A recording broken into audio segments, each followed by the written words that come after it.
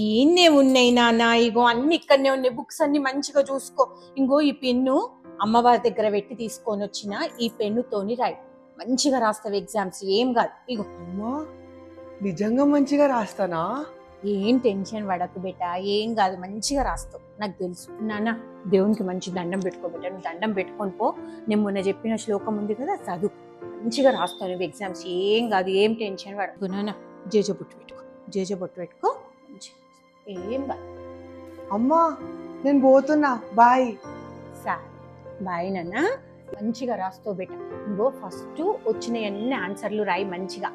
రాసినాక రాని ఉంటాయి కదా, రాని క్వశ్చన్లే 3 సార్లు రాసి పెట్టు, రామకోట్ లెక్క. అమ్మా అట్లా రాసే పాస్ చేస్తారానే? అయితే బిడ్డ, నువ్వు కాకపోతే ఎవరైతారు నాన్న, నువ్వు మంచిగా పాస్ అవుతున్నది తెలుసు. బాయ్ నాన్న, బాయ్ బిడ్డ, బాయ్. ఏంటి మీ అమ్మవాడు ఇలాగే చేస్తుందా? ఎగ్జామ్స్ రాస్తున్న ప్రతి ఒక్కరికి ఆల్ ది బెస్ట్. అండ్ ఈ ఎగ్జామ్స్ టైంలో మంచిగా చదువుకొని తర్వాత సమ్మర్ హాలిడేస్లో రచ్చ రచ్చ చేద్దాం.